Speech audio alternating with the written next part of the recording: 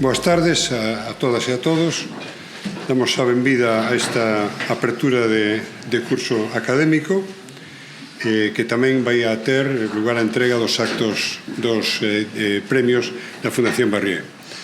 Agradecemos a presencia de todos vostedes, especialmente o señor Conselleiro de Sanidade, a señora Presidenta da Fundación Barrié, o señor Secretario Xeral de Universidade, a señora Vicerreitora de Investigación da Universidade de Santiago de Compostela, as señoras e señores académicos, o señor Director Xeral de Política Lingüística, o señor Comandante Director da Escola Naval de Marín, o señor Presidente do Consello Económico e Social de Galicia, señores parlamentarios, señoras e señores presidentes das Reales Academias de Farmacia e Medicina de Galicia, decanas das Facultades de Matemáticas, de Farmacia e de Química de Vigo, directores da CIDMAGA, de Cintex, señora directora da Fundación Barrié, profesores e, por suposto, nosa maior benvida os nosos premiados, os seus familiares, amigos e compañeros de grupos de investigación. A todos, moi boa tarde.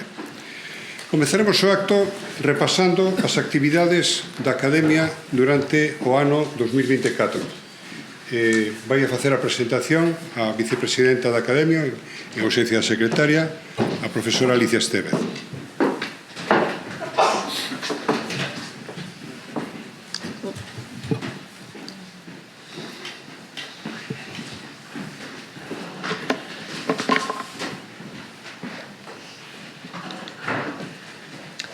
Señor Presidente da Academia, autoridades, académicos, señoras e señores, paso a facer un breve resumo das actividades da Academia no pasado ano.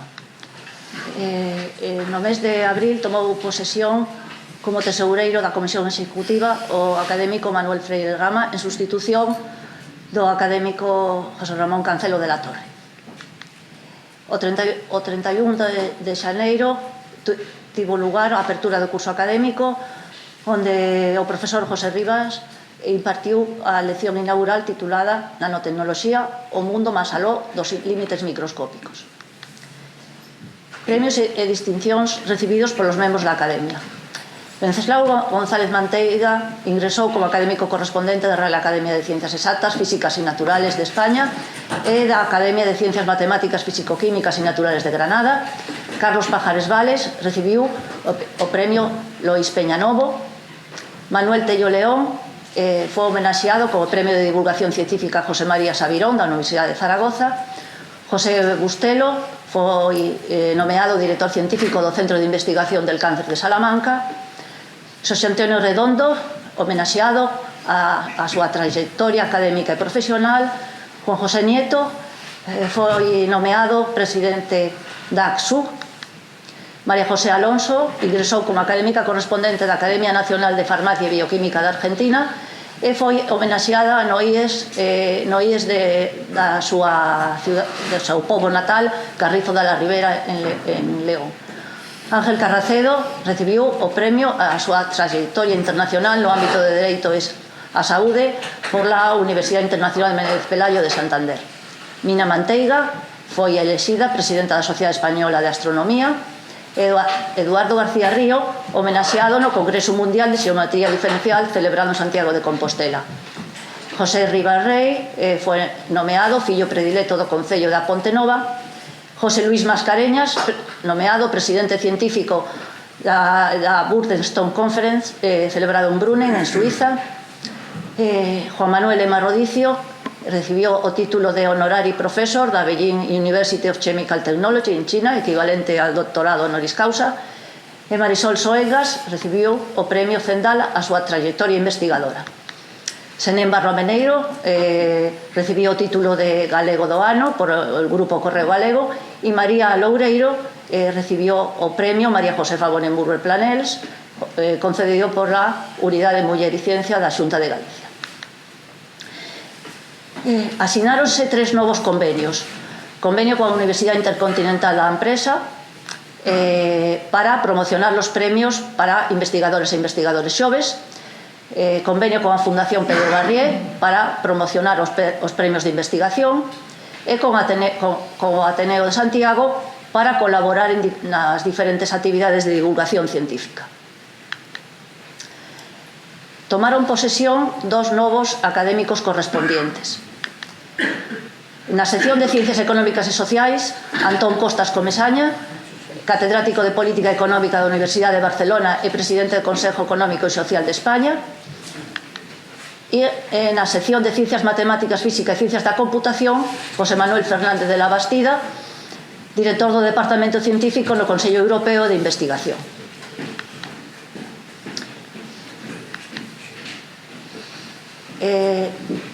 O día 2 de maio celebrouse unha sesión in memoriam do profesor Juan José Pazos Arias, académico da sección de Ciencias Técnicas. Esta actividade realizouse no Salón de Actos da Escola de Enxeñería de Telecomunicación da Universidade de Vigo. Tivimos que lamentar o pasamento de Federico Mayor Zaragoza, académico de honra da nosa academia desde o ano 94. Premios e medallas da Academia. O 20 de marzo entregáronse os premios de investigación Ernesto Vieitez Cortizo. O premio recaeu no traballo presentado por Soledad Muñategui e colaboradores do Instituto Universitario de Medio Ambiente da Universidade da Coruña. Entregáronse tamén dúas mencións especiais, unha para María Jesús González Rellán e colaboradores do CIMOS de la Universidade de Santiago e outra para o grupo de Marcos Ortega Hortas da Facultade de Informática da Universidade da Coruña. O 19 de xuño entregáronse os premios de transferencia de tecnoloxía. O premio Francisco Guitián Ojea, que premia o mellor traballo de investigación aplicada, e recaeu María Antonia Señariz Rodríguez e colaboradores do CICA da Universidade da Coruña. Estes premios están patrocinados por a Xunta de Galicia a través de GAIN. O premio Fernández Calvet Prat premia a transferencia de tecnoloxía promovido por un grupo de investigación e o galardonado foi Juan Garrido Fernández e colaboradores do CRETUS da Universidade de Santiago de Compostela en colaboración coa empresa Aqualia. No mismo día entregáronse tamén os premios de divulgación científica e os premios de xornalismo científico. O premio de divulgación científica foi para María Elena Vázquez Zabal, profesora da Facultade de Matemáticas, en recoñecimento a súa trayectoria divulgadora das matemáticas en todos os niveis, en todos os ámbitos. E o premio de xornalismo científico Celia Brañes recaeu en a periodista Sandra Penelas por un artigo publicado no Faro de Vigo titulado La Universidade de Vigo ensaya cómo reducir la corrosión mediante la impresión 3D de hormigón. Entregouse tamén un accésit para Elizabeth Fernández por o traballo publicado en La Región titulado La élite alimentaria capta 2,5 millones en un año desde Ourense.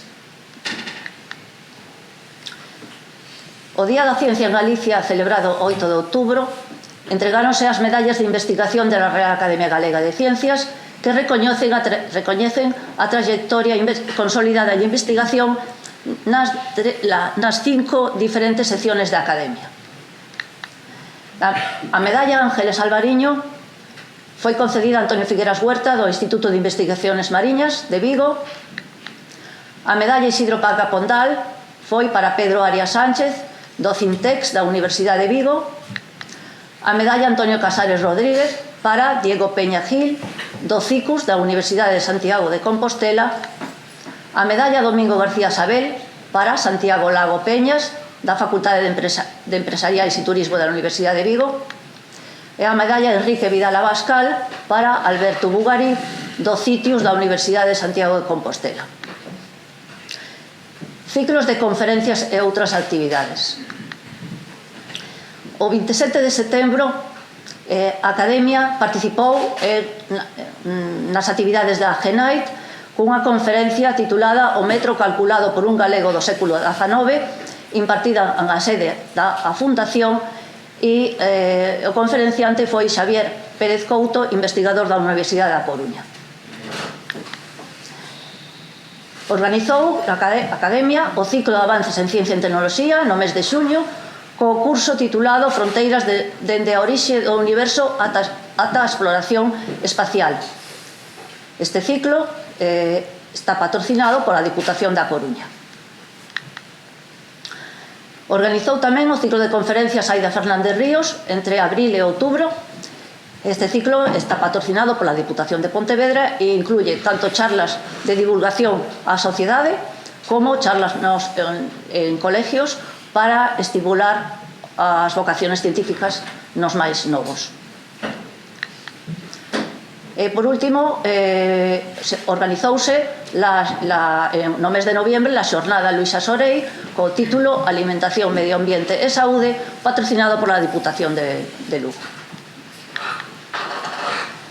A Academia organizou e participou en unha serie de actividades para homenaxear ao científico galego do ano José Rodríguez González, o matemático Rodríguez ou o matemático de Bermés. O 1 de outubro colocouse a placa identificativa da tumba do matemático Rodríguez na iglesia de Santo Agostinho en Santiago de Compostela. O día 3 de outubro tivo lugar a presentación do libro José Rodríguez, un matemático sublime, en colaboración con o Consello de Cultura Galega e coa Universidade de Santiago de Compostela. O 8 de outubro foi o Día da Ciencia en Galicia, con un acto celebrado no Paraninfo da Universidade de Santiago, na que o catedrático Francisco Díaz Fierros impartiu unha conferencia para lembrar a vida e obra do matemático Rodríguez. O 14 de outubro foi o descubrimento da placa de José Rodríguez no Parque das Ciencias en Santiago de Compostela en colaboración con o Concello de Santiago. A Academia participou en unha xornada titulada José Rodríguez, o inicio da liña do tempo da ciencia en Galicia, celebrada na Igrexa da Universidade en colaboración con o Consello de Cultura Galega, na que participaron unha serie de investigadores e profesores gallegos.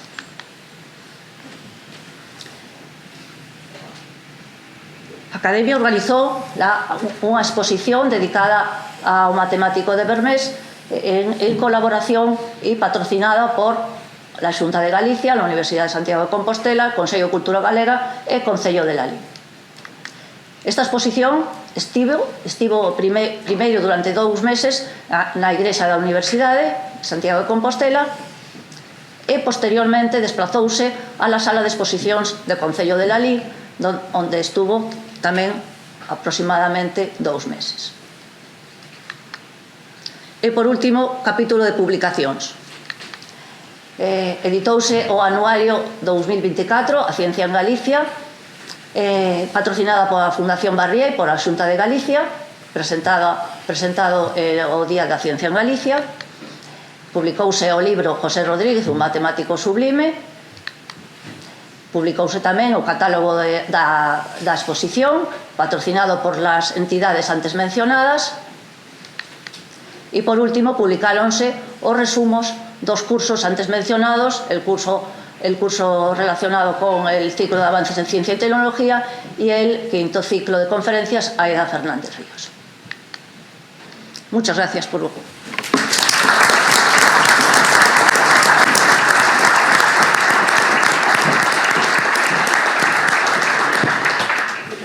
Bueno, moitas gracias pola concreción e, con condensar esa actividade en poucos minutos, a verdade que todo un reto. Ten agora a palabra o profesor Ángel Carracedo Álvarez, que nos ofrecerá unha lección magistral de apertura de cursos sobre o proxecto Xenoma de Galicia, unha oportunidade cara a nosa terra.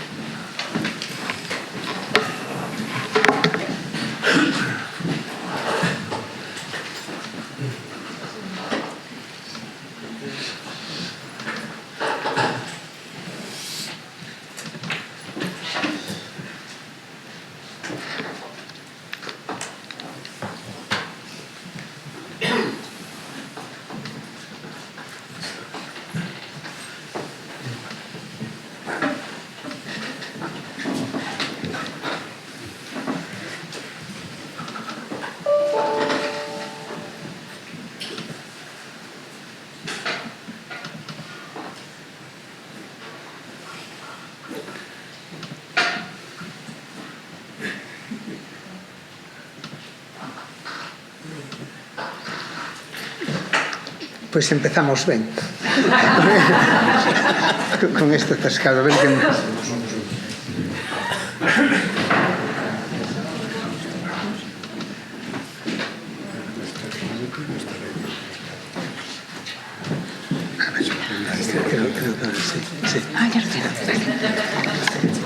Bueno, señor Conselleiro de Sanidade, querido Antonio, señor Presidente e Secretaria da Academia, queridas Pilar e Carmen, da Fundación Barríes, señor Director Xeral de Universidades, presidentes das Academias de Farmacia e de Medicina das que me honro pertencer, queridos académicos, premiados, parabéns anticipadamente, autoridades, compañeiros e amigos.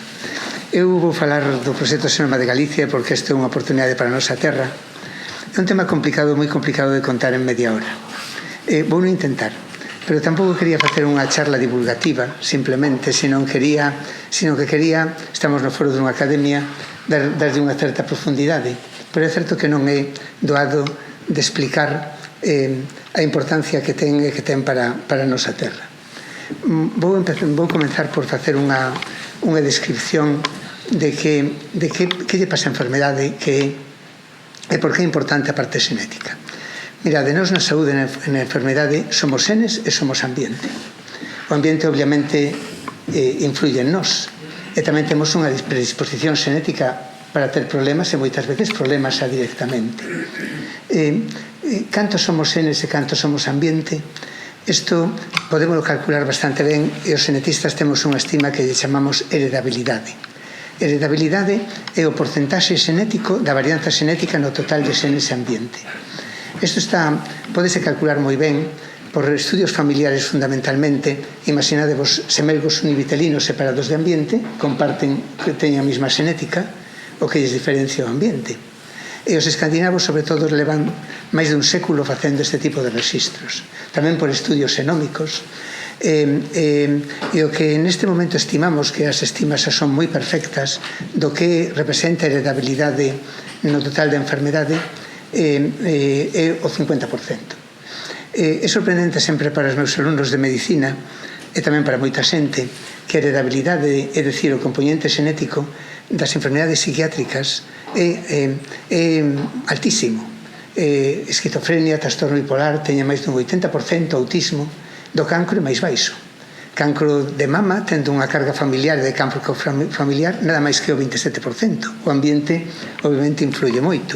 En esa diapositiva podedes ver a distribución do cancro colorectal que sabedes que afecta moito a países do primeiro mundo, porque está moi ligado á alimentación, comer consumo de carnes rosas.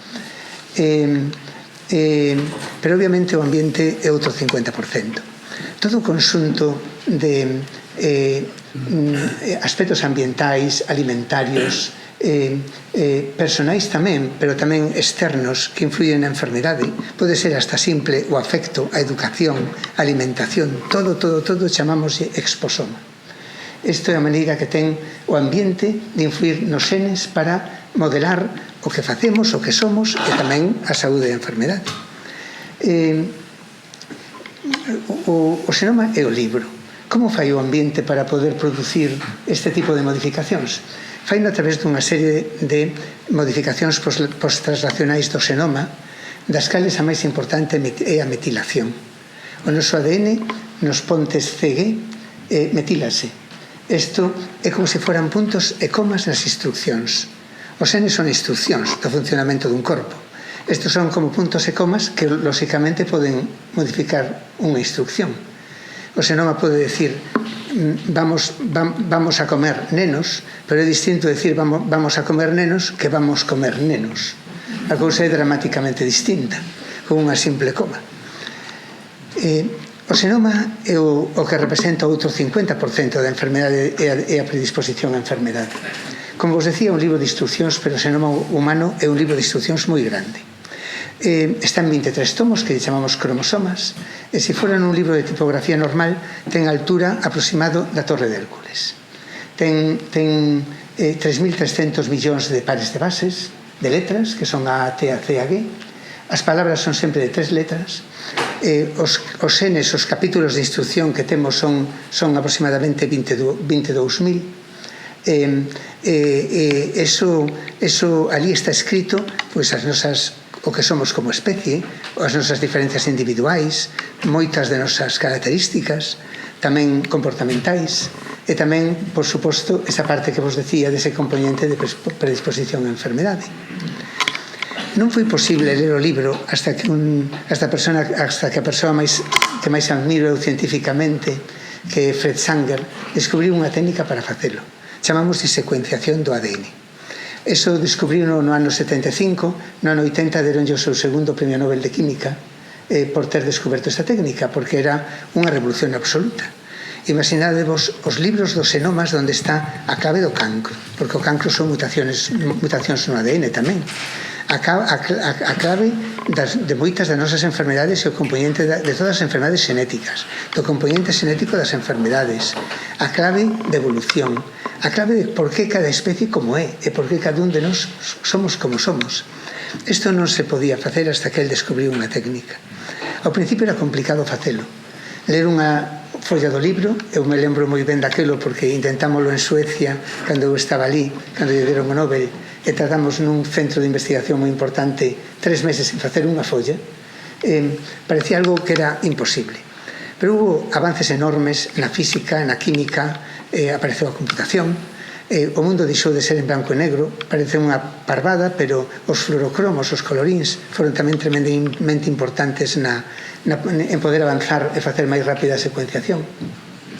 En o ano 90 planteouse o proxecto internacional coordinado máis importante da historia da humanidade, que foi o proxecto Xenoma Humano. Foron científicos de moitos países do mundo, fundamentalmente Estados Unidos, que traballando nun consorcio público con moito financiamento, superior a 1.000 millóns de euros, traballaron conjuntamente en ter un proxecto, en conseguir ter o libro do xenoma.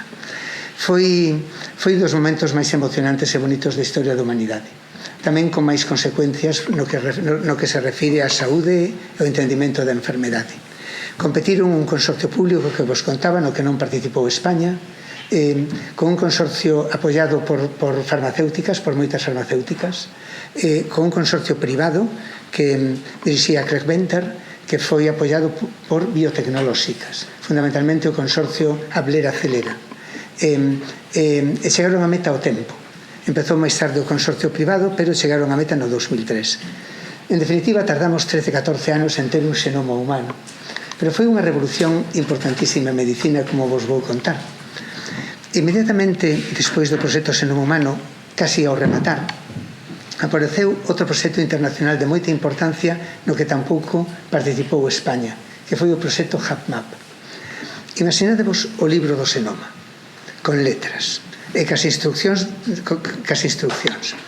Nós somos todos idénticos nese libro en máis dun 99,9%. E máis, un can é máis ou menos casi un 88%, 90% idéntico a nós. Claro, 0,1% de 3.300 millóns de letras son moitas. O proxecto HapMap foi un proxecto para ver a variación común, o sea, letras que todos temos que chamamos de polimórficas, xente que ten un A, xente que ten unha T, variacións comuns, o que chamamos SNPs. Prácticamente en todas as follas do libro hai xente que ten un A, xente que ten unha T. Como moitas, en casi todos os cromosomas temos un libro paterno e materno, a xente pode ser AA, AT ou TT. E hai millóns e millóns e millóns no xenoma, casi 100 millóns. O proxecto en xenética hai un concepto moi importante que se chama ligamento. Aos fillos non se lle transmite as letras, transmítense follas e grupos de follas. Significa eso que se localizamos as letras que definen os grupos de follas, para analizar o total da variación non hai que ler todo, non hai que facer todas as letras.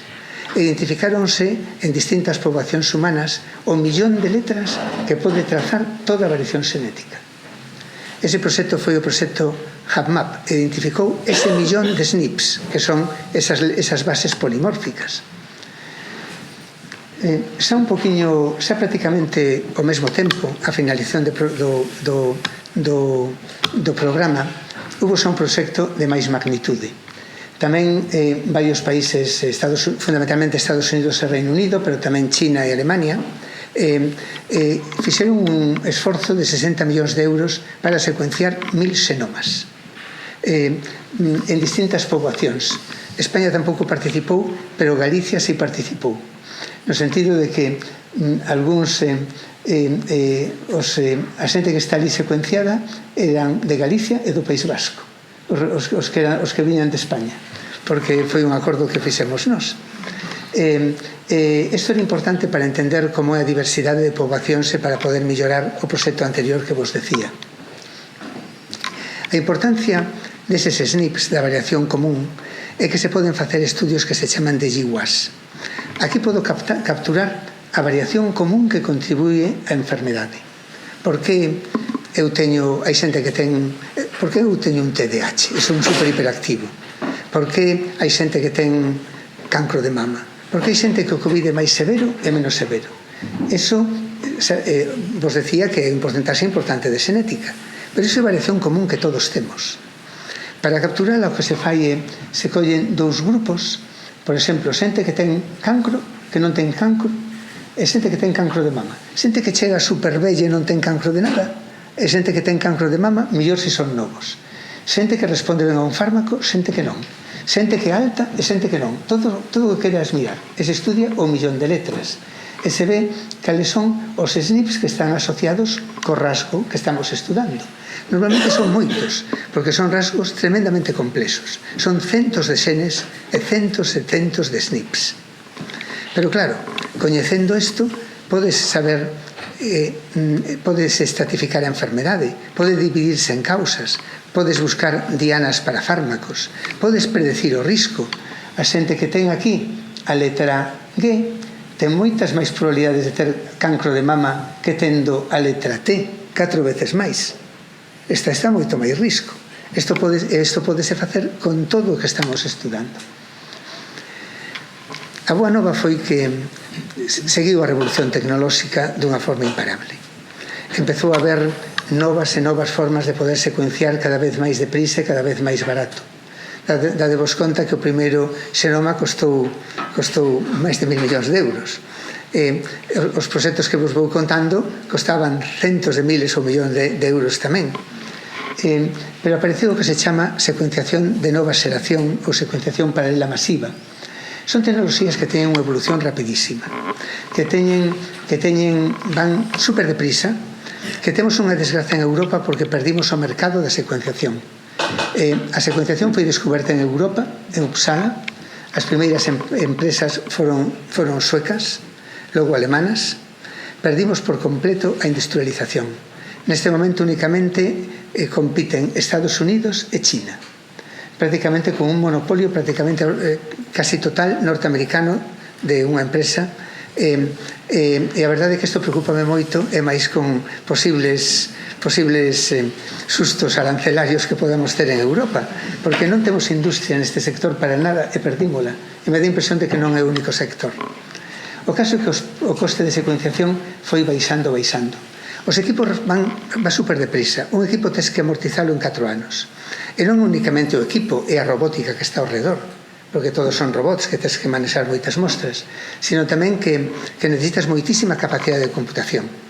Ben moi ligado, un xenoma pesa moitísimo, non cabe un xenoma único, non cabe nun ordenador. Tens que utilizar supercomputación, tens que ter moitísima capacidade de almacenamiento, e tamén o análisis. Se queres ver unha mutación, unha letra que está mal nun libro como a Catedral de Santiago, tens que ter outras ferramentas para poderlo buscar. Obviamente todo isto que apareceu revolucionou a medicina xa desde o principio. Aquí en Galicia é a verdade que adiantámonos moitísimo ao resto do país, porque fai máis de 25 anos creouse a Fundación Pública Galega de Medicina Xenómica, que a idea de ter un centro centralizado, dado que esta evolución tecnolóxica vai ser imparable e o know-how tremendamente complicado, ter un centro que dera servicio a todos os hospitais da rede do Sergas. Temos neste momento máis ou menos uns 40.000, facemos uns 40.000 informes por ano. máis ou menos para explicar, fundamentalmente ten 3 aplicacións directas. Unha é toda enfermedade xenéticamente liana, o que son as enfermedades hereditarias, que son raras, pero todas xuntas supoñen casi o 10% do total de enfermedade, o sea que son moitísimas. O cancro, porque o cancro son mutacións que hoxendía hai que analizar para saber que terapia tes que levar polo progreso da medicina personalizada e do que todo o que se chaman terapias dirixidas, e tamén farmacoxenética, que son biomarcadores de resposta a fármacos. En máis dun 20% dos fármacos hai indicacións para saber se ese fármaco va a responder ben ou non, ou podes ter efectos adversos. Ademais, hai moitas máis cousas. Hai diagnóstico prenatal, que agora é todo por ADN tamén, diagnóstico prenatal preimplantación non invasivo, en sangre materna. Prácticamente todas este conxunto de cousas están centralizadas en Galicia na Fundación de Medicina Xenómica. En definitiva, basicamente para marcar aquí a puntos ao que chegamos, temos dúas cousas no xenoma que poden inducir a enfermedade. Unha son mutacións, o que ocorre no cancro, o que ocorre nunha enfermedade hereditaria. Esos hai que analizalas con secuenciación, hai que ver que letra está mal. Pero outra parte moi importante é ver a variación común, que hai que capturala con eses estudios que lle chamaba de GWAS, analizando esas letras polimórficas, eses estudios de asociación. Pero claro, hai que facer 1 millón de letras e necesitas miles e miles e miles de persoas ou centos de miles. E claro, eso necesitase tamén centros dunha enorme capacidade. Tamén en España, paralelamente, desde fai casi o tempo da fundación,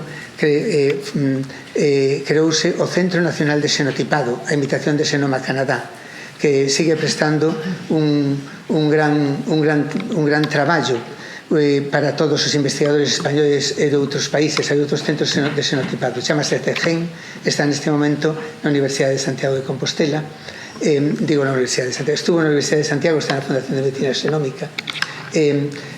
Únicamente este ano vamos a facer máis de 100.000 millóns de xenotipos. Eleva ao longo da súa historia máis de 700.000 millóns de xenotipos. Outra vez imaginadevos a cantidade de capacidade de computación, matemática e informática que hai que ter. Tamén no que se refire a secuenciación, a Fundación de Medicina Xenómica é un dos grandes centros do país europeos en capacidade de secuenciación. Hai unha grande infraestructura para secuenciar en España que se chama IMPACT, da que falarei dentro un momento.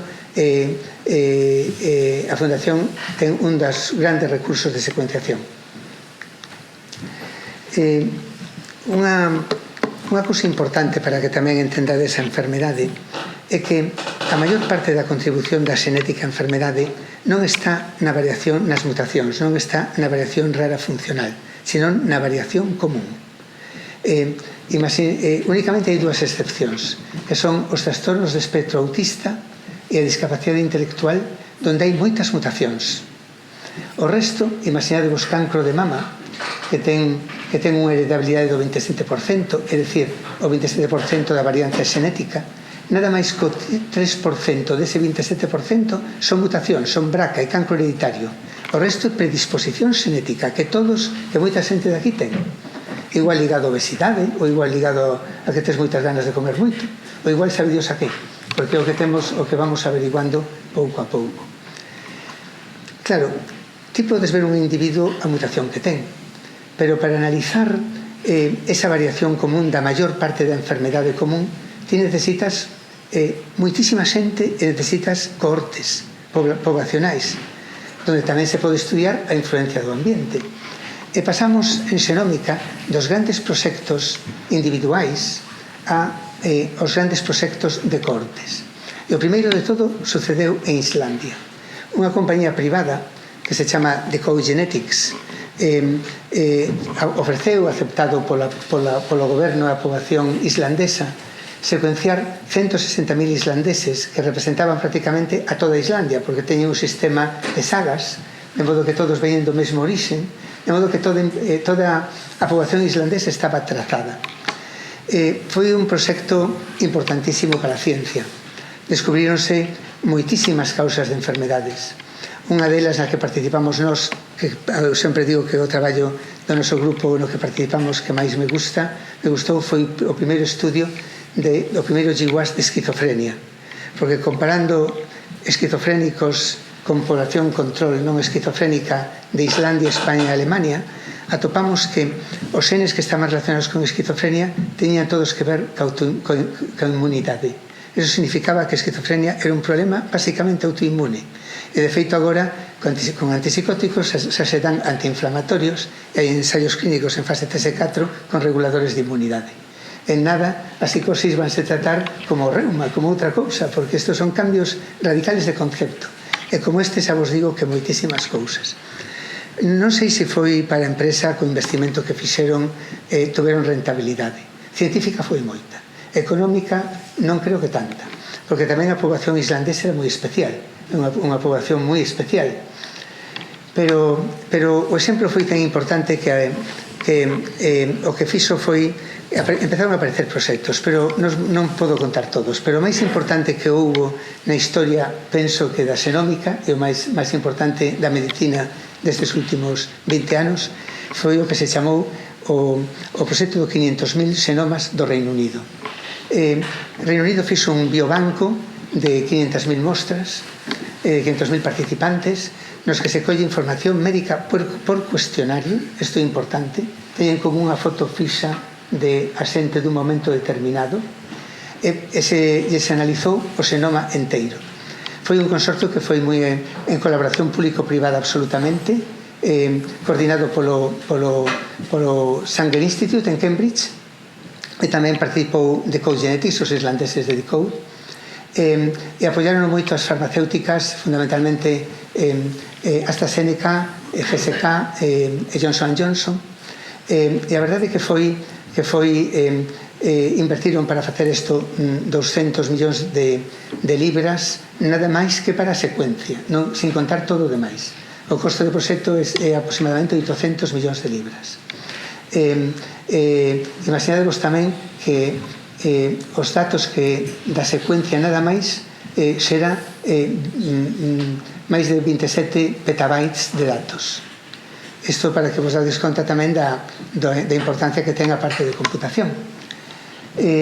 Foi unha revolución que permitiu moitas cousas, entre elas poder predecir moi ben no Reino Unido o risco dunha enfermedade común. Isto é unha cousa que é revolucionar en medicina. Neste momento a aplicación da xenética é para o que vos decía, o sea, enfermedades hereditarias, cancro, problemas deste estilo, farmacoxenética, pero o futuro ven rapidísimamente por predecir quen está a risco de hipertensión ou de cancro de mama ou de enfermedade cardiovascular, para que de forma temperana a súa vida poda poñer medidas dicindo ti estás a risco altísimo, se faz este estilo de vida podes reducilo. A prevención é unha parte importantísima da medicina personalizada hoxe en día. Analizando todos eses SNPs que están asociados a risco individual, a risco de enfermedade, podemos coñecer o risco de cada un de nós. En Reino Unido isto están implantando no sistema de saúde en todas estas enfermedades que vedes aquí: diabetes tipo 2, cancro de próstata, de colorectal, de mama, risco cardiovascular, osteoporosis e glaucoma. O problema que nos dimos conta é que eles poden predecir moi ben porque teñen moi ben estudiada a súa poboación, pero isto non é portable entre poboacións. Non sei como se di portable, bueno, entre poboacións, enténdese ben. En España, se pudiéramos predecir xenéticamente unha enfermedade ao 100%, que non é o caso, porque a varianza xenética nada máis que unha parte e non a temos toda capturada, en España predeceríamos o 75%, moito peor. Entonces, cando se deron conta desto e do éxito económico do proxecto, houve unha reacción. É que foi o proxecto que tuvo máis consecuencias, estos en saúde, en resultados de saúde económicas, que se fixo nunca. Imaginadevos que ten máis de 14.000 publicacións científicas. Fixéronse máis de 1.000 patentes, todos para moléculas, saco moléculas para dianas para fármacos. Isto é moitísimo, porque un fármaco que unha diana que é identificada con xenómica ten máis de 15 veces máis posibilidades de chegar a unha fase 3. Por eso dai o interese das farmas e que aposten por elo. Poden determinar o risco de todas estas enfermedades comuns e foi unha revolución total no desenvolvimento da industria biotecnolóxica do Reino Unido e tamén da industria farmacéutica local e particularmente AstraZeneca. Tanto é o éxito que agora pretenden facer, anuncian facer 5 millóns de xenomas. Estados Unidos reaccionou rapidamente e lanzou no último ano de Obama o proxecto que se chama All of Us. Dixeron, vale, nos queremos 1 millón de americanos porque queremos ter o mesmo éxito. Foi un investimento enorme, están rematando. Teñen tamén a información do paciente, é unha foto fixa e tamén é por enquisa, é un cuestionario. Pero están rematando, son moi organizados, teñen moitos cartos, están facendo moi ben. Europa tamén reaccionou a partir do Brexit e lanzou o proxecto de 1 millón de xenomas europeo, unha iniciativa na que eu coordino o mesmo grupo español e a verdade é que vamos lentísimos. Non temos recollido, penso eu, que nin 50.000. É un problema moi típicamente europeo que nos damos posto de acordo e temos un problema con esta parte. Bueno, España creo que vai a contribuir ben ao seu traballo porque unido ao PERTE de Saúde de Vanguardia lanzouse un programa importante que foi Impact. Sabedes que hubo PERTES, moitos deles industriais, estes planes de recuperación da pandemia. Unha parte importante foi o PERTE da saúde. O PERTE de saúde ten 3 patas. Un é terapias avanzadas, outro datos e outro é medicina personalizada.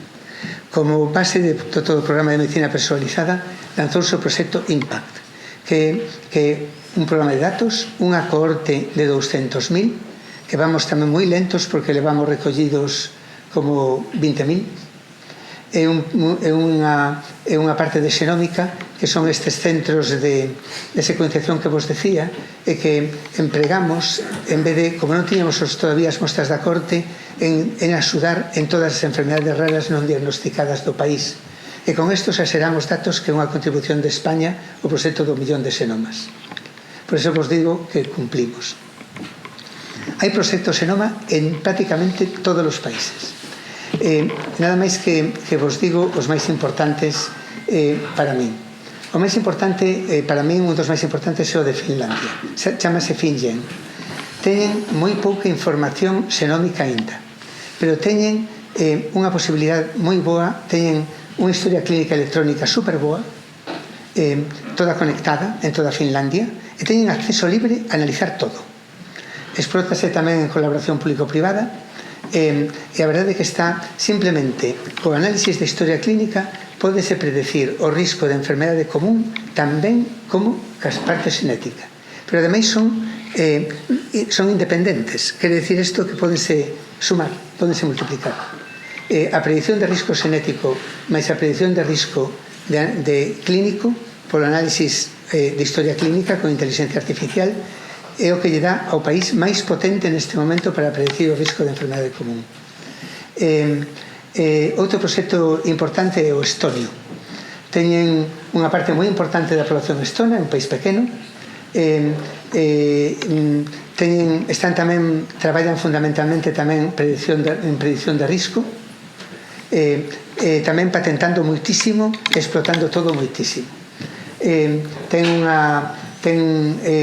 Tamén o proxecto de Singapur gustanos moito, os outros van como máis lentos. E chegamos aquí cando empezamos co proxecto Xenoma de Galicia, que todos podedes ver nesa página web.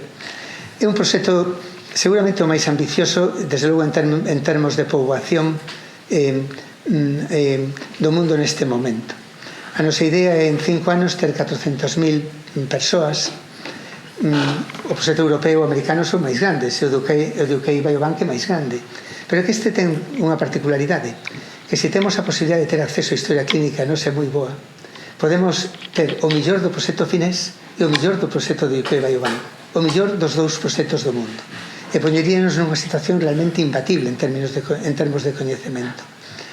Claro, é un proxecto complicado de executar e non coas cantidades de diñeiro que teñen os outros proxectos, pero como decía Kipling, o ser humano home de infinitos recursos, extraordinaria sagacidade, e sairemos adiante, porque ademais, para complicarnos máis a vida, fixemos tamén un primer programa para predicción de algunhas cousas, para poder previr e predecir cancro de mama e ovario hereditario, cancro colorectal e hipercolesterolemia, e ofrecerlles a todos os participantes se están a risco para que podan entrar en programas de seguimento.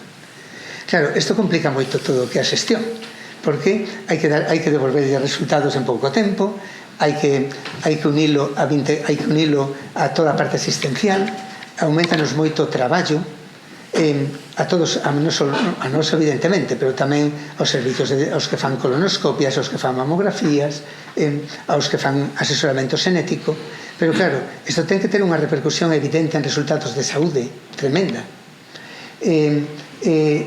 Comenzamos xa o primeiro proxecto piloto a final do ano pasado.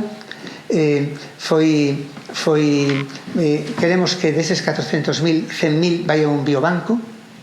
Moitas das mostras non van a un biobanco, van a ser recollidas en saliva.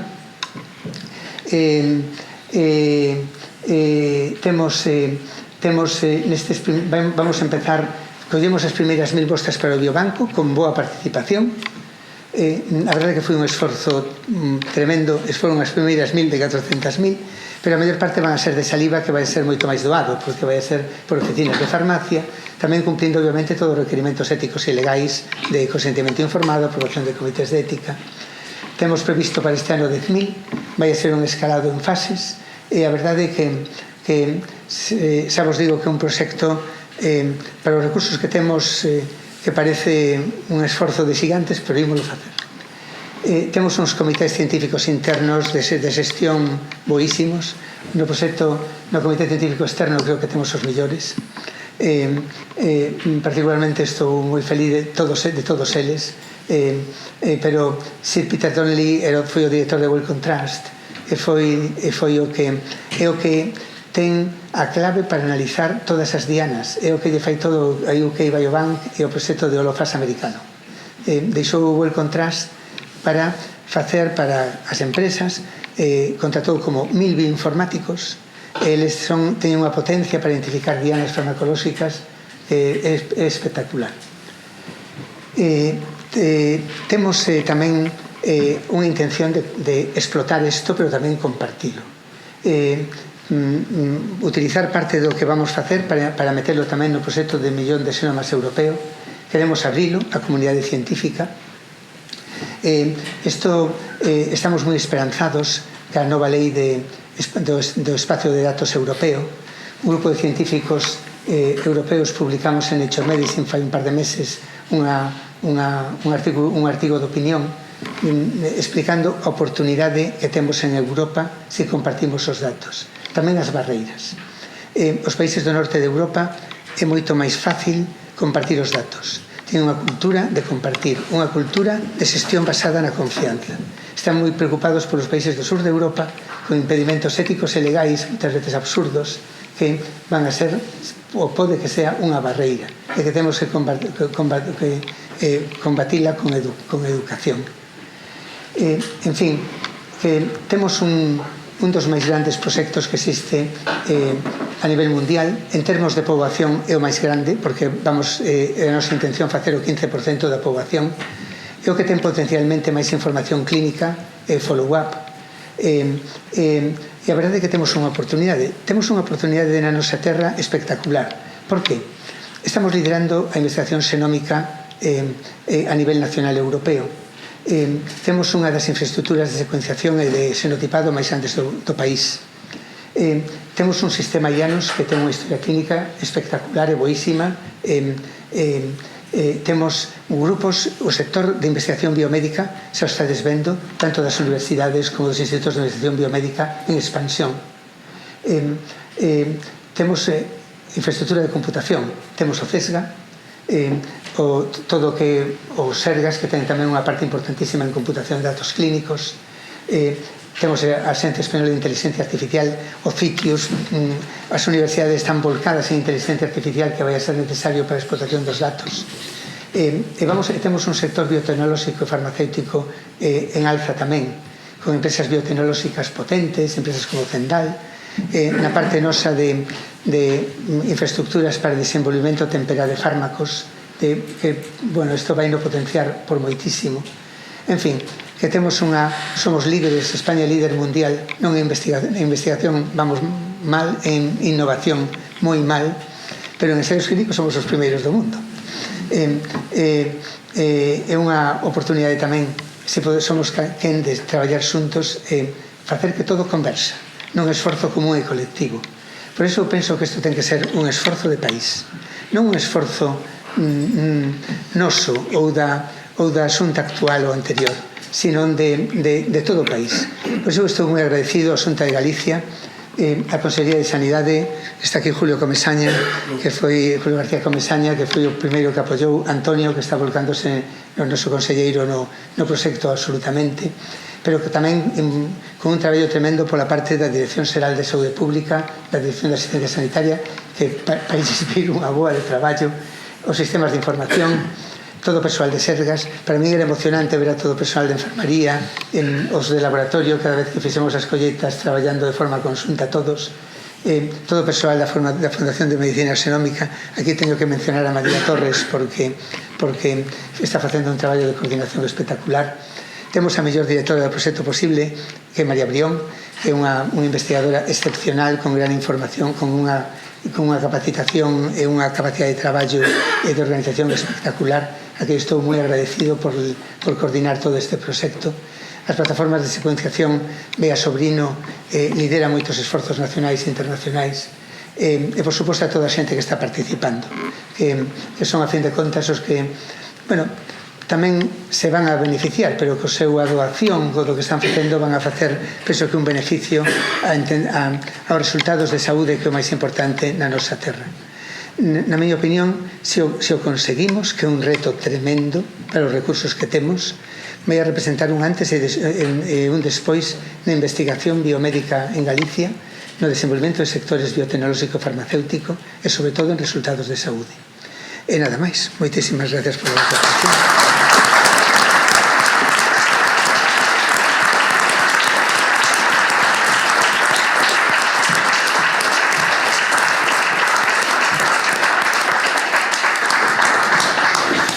Bueno, moitísimas gracias, profesor Carracedo.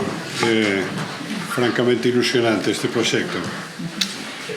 Comezo o acto de entrega dos Premios de Investigación Fundación Barrié RAC 2024. Ten a palabra o profesor Manuel Freire Rama, que dará lectura o extracto de acta dos premios.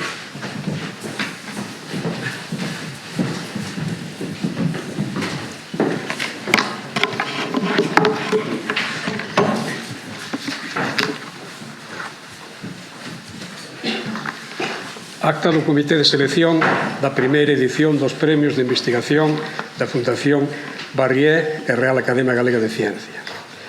En reunión celebrada o 15 de xaneiro de 2025 ás 16:30 tivo lugar unha primeira reunión do Comité de Selección dos Premios de Investigación Fundación Barrié RAC para acordar o proceso de selección. O comité estuvo integrado polos seguintes académicos numerarios: presidente do profesor Juan Manuel Lema Rodicio, vocales Juan José Nieto Roy, Fiz Fernández Pérez, Herminia Domínguez González, José Antonio Redondo López, actuando como secretario el mismo Manuel Freire Rama. Acórdase que das 100 candidaturas presentadas, 66 de ciencias básicas, 10 de ciencias técnicas e 20 de ciencias sociais, os representantes destas seccións da RAC seleccionaron 3 candidaturas finalistas en cada unha delas, para ser valoradas conxuntamente en base aos seguintes criterios de valoración: relevancia científica do traballo e posible interese a Galicia, impacto da revista de publicación, originalidade e actualidade da temática. Ás 12 horas do día 23 de xaneiro de 2025 tivo lugar a reunión do Comité de Selección para valorar as candidaturas finalistas nas 3 categorías, resultando premiados os seguintes traballos: Área das Ciencias Básicas. Premio ao traballo presentado polo profesor Miguel Ángel Correa Duarte, do Cimbío, da Universidade de Vigo. Accesi ao traballo presentado ao profesor Ausbin Woodhup, do CIMOS da Universidade de Santiago de Compostela. Accesi ao traballo presentado polo profesor Fernando Adrián Fernández Tojo, do Centro Universitario CIMAGA. Ciencias Técnicas. Premio ao traballo presentado polo profesor Víctor Zapatero Castillo, do Centro Atlantic TIC da Universidade de Vigo. Accesi ao traballo presentado pola profesora Antía Fernández San Román, do CINTICSEX da Universidade de Vigo. Área de Ciencias Sociais. Premio ao traballo presentado pola profesora María Milagros Vivel Rúa, do Centro Universitario ECOVAS. Accesi ao traballo presentado polo profesor Santiago Lago Peñas, do Centro Interuniversitario CISPAC. O Comité destaca a enorme calidade das candidaturas e felicita a todos os investigadores e investigadoras participantes. No nexo desta acta inclúense as motivacións que serán presentadas a continuación. Secretario Manuel Freire.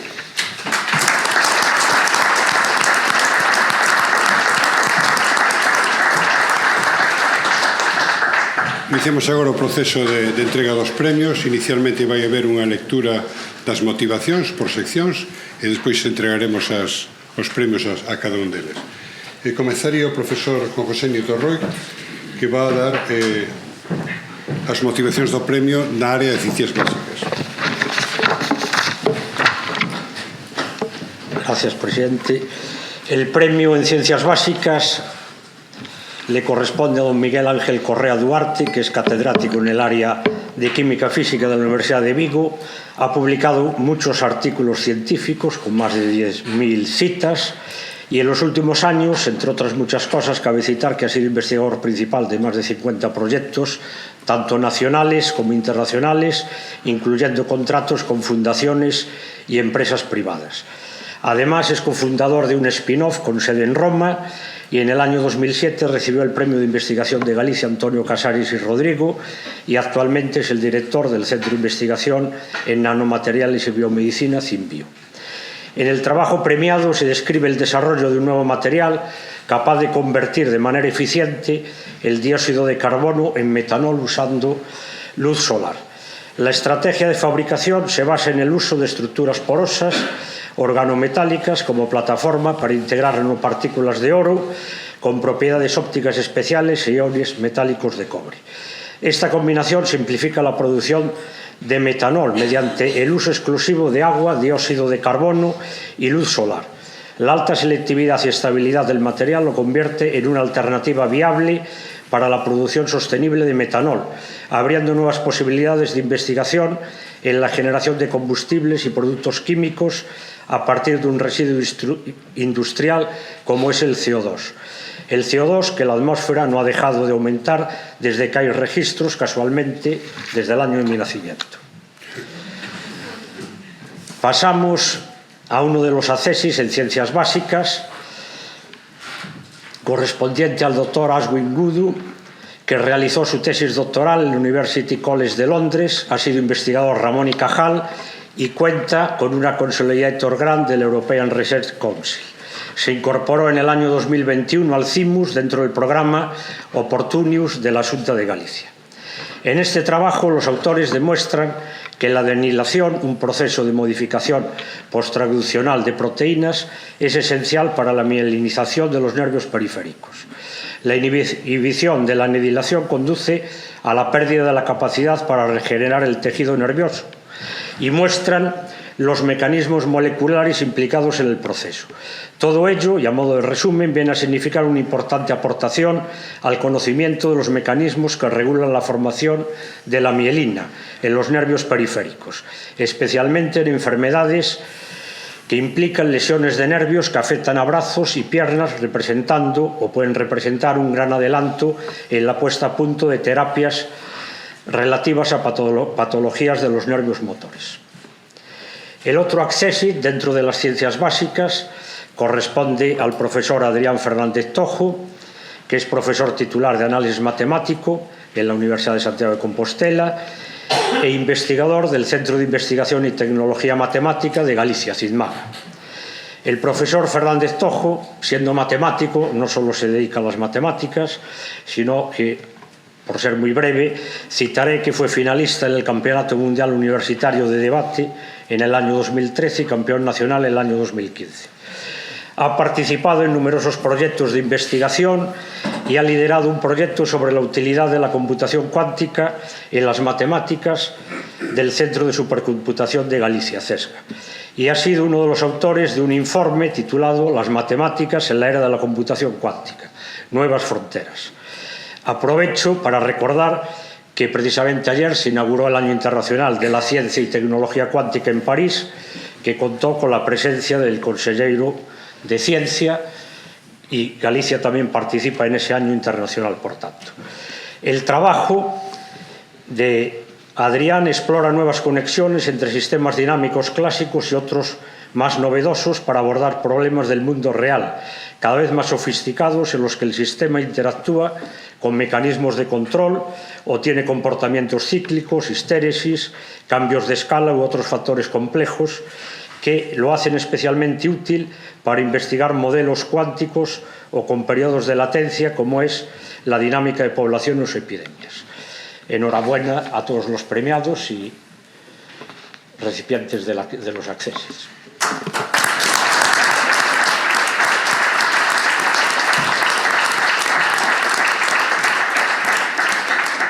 Pois recibe o Premio de Ciencias Básicas o profesor Miguel Ángel Correa Duarte. Creo que me toca a mí. Perdón. Aquí está.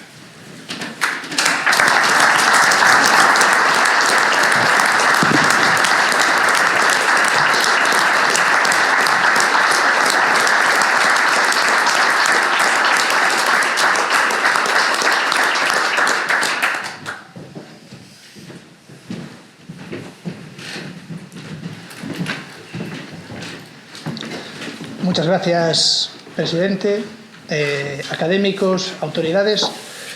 Bueno, este premio realmente no es para mí, sino es para todo el equipo que está aquí presente. Obviamente la ciencia no la puede hacer uno solo y la hacemos entre compañeros, ¿no? Entonces me gustaría resaltar a Begoña, a Elizabeth, a Marga, a Ana y a Lucas, que no puede estar aquí, que lo operaron de la rodilla, pero simplemente yo estoy aquí en representación de ellos porque tengo más canas, pero nada más.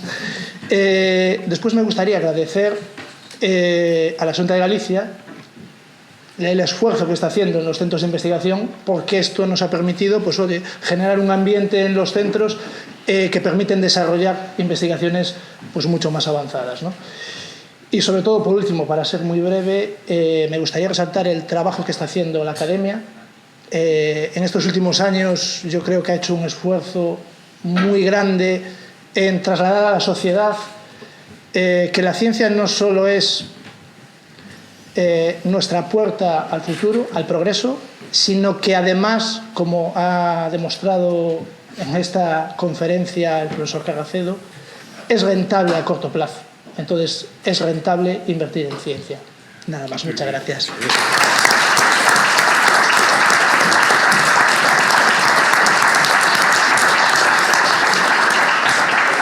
Pregolle a Joan Buzco, que viña a recoller o premio, que entrega a presidenta da Fundación Barrié.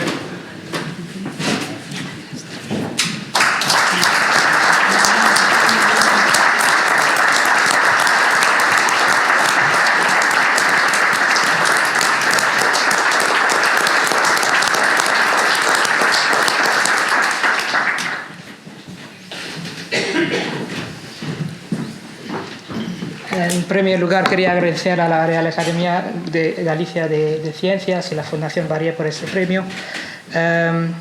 Y también quería agradecer a la Universidad de Santiago de Compostela y el CIMUS, donde nos han acogido hace 4 años. En particular, quería agradecer al profesor Carlos Dieguez, que nos trajeron desde el País Vasco, y ahora a la actual dirección, Mabel Loza y José Luis Lavandeira.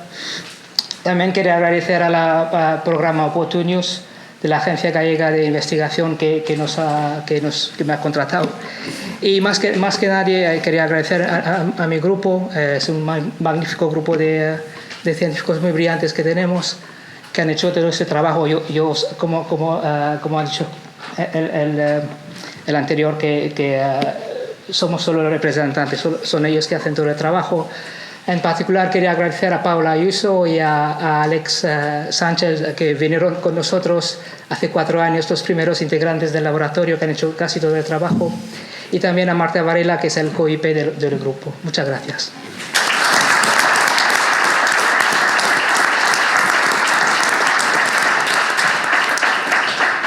Prego ao profesor Fernando Adrián Fernández Tojo, que viña a recoller o diploma, entrega ao Conselleiro de Sanidade.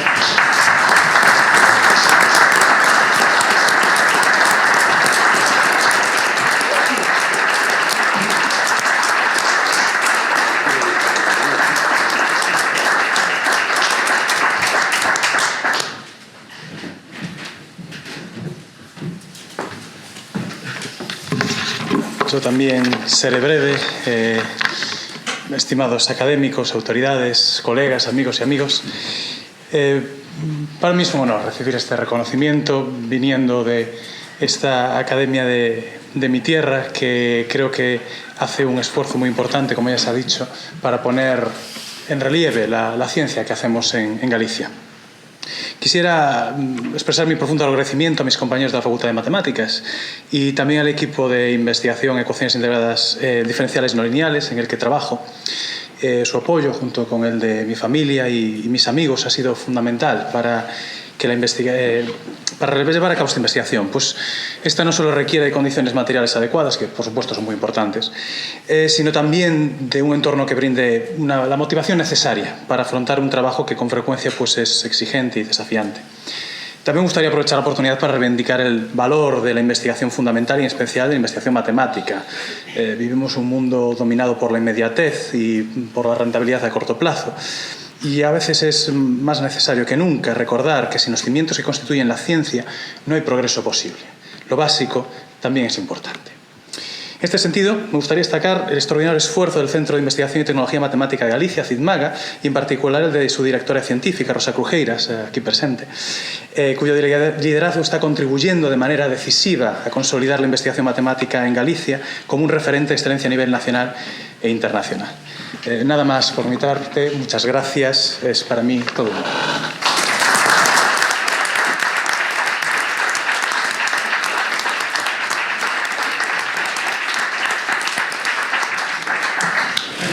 Prego a profesora Herminia Domínguez González, que expresa as motivacións do premio e do acceso na categoría de Ciencias Técnicas.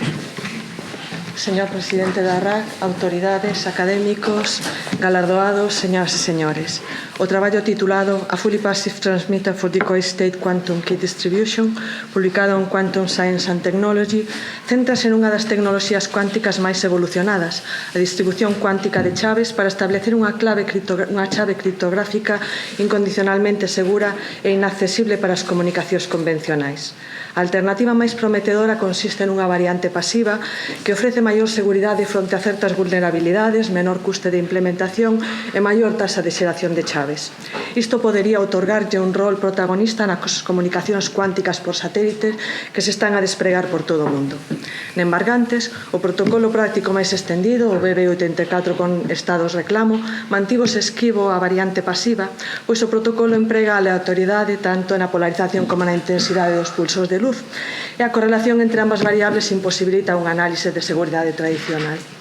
O traballo premiado é o máis sinxelo de 2 estudos dos mesmos autores no mesmo ano e ambos son pioneiros en propor senllas análises de seguridade distintas pero igualmente robustas fronte a esta correlación indesexada entre polarización e intensidade.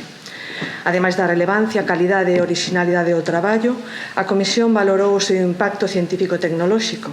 A raíz da publicación xurdiron revisións que acompañaron as demostracións prácticas deste protocolo, xeralización destas ideas a outros protocolos e a conferencia inaugural de edición de 2024 do Congreso máis relevante en criptografía cuántica estivo dedicada á variante pasiva publicada neste traballo. A candidatura foi presentada por Víctor Zapatero Castrillo, doutor en Enxeñería de Telecomunicacións, e a súa tese foi dirixida, a igual que o traballo premiado, polo profesor Marcos Curti, do Grupo Antenas, Radar e Comunicacións Ópticas do Centro Atlantic da Universidade de Vigo. Actualmente o doutor Zapatero é investigador do Vigo Quantum Communication Center. No nome da RAG e no meu propio, parabéns ao doutor Zapatero Castrillo e parabéns tamén ao grupo pola súa investigación pioneira e excelente nun momento clave de transición hacia a criptografía cuántica segura. E, por unha afortunada casualidade, mencionada xa fai un momento, reciberán este galardón no Ano Internacional da Ciencia e da Tecnoloxía Cuánticas. O traballo Heterogeneous Electrophoton System Using Iron Metal Organic Framework as Catalyst and Electrocatalyst for Degradation of Pharmaceuticals, publicado na revista Chemosphere, plantexa solucións ao problema crecente da contaminación das augas e a necesidade de eliminar de xeito eficaz compostos persistentes das mesmas. Entre as solucións máis innovadoras están as tecnoloxías de oxidación avanzada para a degradación de contaminantes orgánicos complexos. Baséanse no emprego dun cátodo electroquímico para reducir oxígeno disolto, producir peróxido de hidróxeno que se activa mediante a reacción de Fenton catalizada por ferro, para xerar radicais hidroxilo que oxidan e descompoñen os contaminantes en produtos menos tóxicos. Para evitar un emprego de medios ácidos e limitar a liberación de ferro a auga tratada, pódense incorporar catalizadores heteroxéneos nos electrodos. No traballo premiado, validouse o emprego dun catalizador de ferro con estrutura híbrida de nodos metálicos e ligandos orgánicos e tamén se desenvolveron 2 electrocatalizadores innovadores. Nun caso, coa incorporación de politetrafluoroetileno e noutro coa técnica de electrofiado para xerar nanofibras depositadas sobre unha superficie de espuma de níquel. Ambos deseños proporcionaron elevada eficacia e baixo consumo enerxético para a eliminación dun composto farmacéutico modelo recalcitrante, a antipirina. Os resultados evidencian a posible reutilización do catalizador e a reducción da toxicidade da auga tratada. Ademais da relevancia e a calidade, o xurado valorou o seu impacto, posto que xa está a ser un traballo altamente citado e convertirase nun referente no campo das tecnoloxías electrofenton con catalizadores heteroxéneos de ferro. Un traballo que inspirará novas investigacións e desenvolvementos tecnolóxicos. A candidatura foi presentada por Antía Fernández San Román, doutora en Enxeñería Química coa dirección dos doutores Marta Pazos e Emilio Rosales no Grupo Biosub do Cintex da Universidade de Vigo, grupo liderado por a profesora Ángeles San Román. Parabéns á doutora Fernández San Román e parabéns ao grupo de investigación polas aportacións neste eido e coa certeza de que seguirán a primeira a desenvolver e consolidar unha carreira prometedora e o segundo a manter a excelencia. E grazas tamén porque con estes traballos axudan a mudar o verbo da famosa frase de Jacques Cousteau e poder dicir recordemos que o ciclo da auga e o ciclo da vida son un mesmo. Parabéns.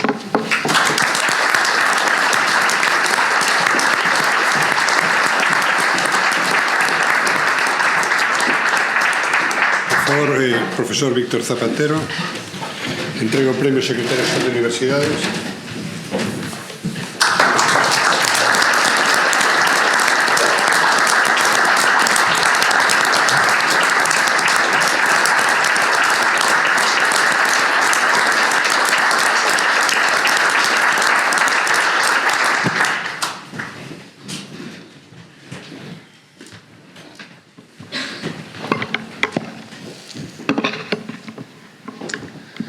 Buenas tardes a todos. Yo voy a ser particularmente breve porque no he preparado gran cosa. Lo primero que me gustaría decir es que por desgracia no tuve la oportunidad de estudiar gallego, con lo cual voy a hablar en castellano. Esencialmente a mí lo que me gustaría es hablar en nombre del grupo, ¿vale? Este es un trabajo que he hecho en colaboración con Marcos Curti, que fue mi director de tesis y es el actual director del Vigo Quantum Communication Center. Y también con un científico de Hong Kong que está ahora mismo en Japón, con el que aún mantengo relación. Sin ellos no hubiera sido posible.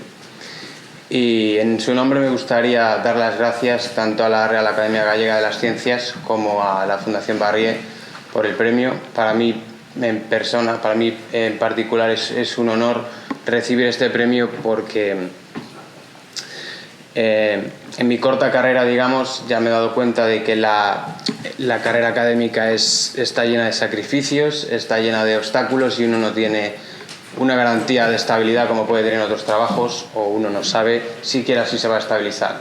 Entonces, un premio como este es un valioso incentivo para mí. Muchas gracias.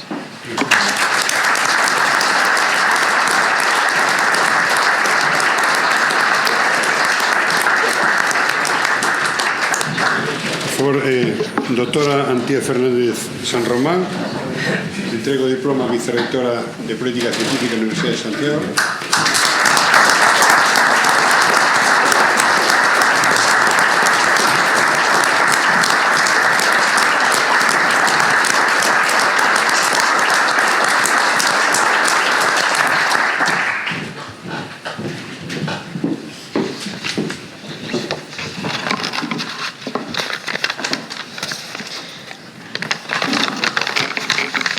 Buenas tardes a todos.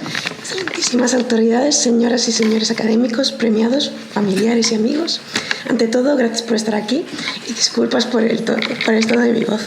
Como veis, estoy afónica, pero intentaré transmitir el mensaje. Seré breve, pero bueno, todos los que hemos participado en este trabajo nos sentimos profundamente orgullosos y felices de este reconocimiento a nuestro esfuerzo.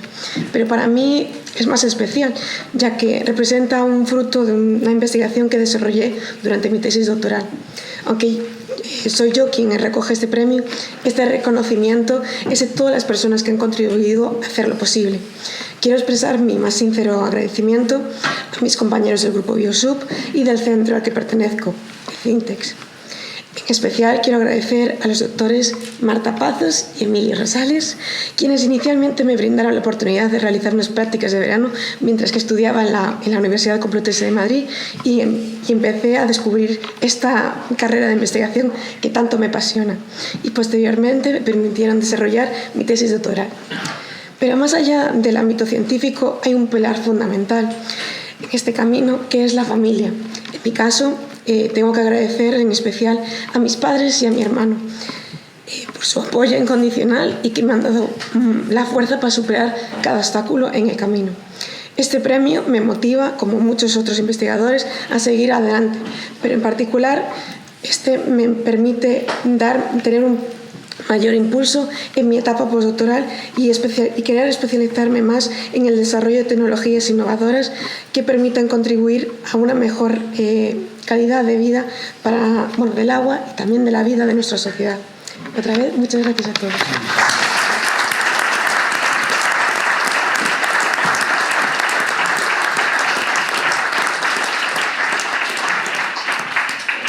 Prego ao académico profesor José Antonio Redondo López que faga a lectura das motivacións do premio de acceso da categoría de Ciencias Sociais.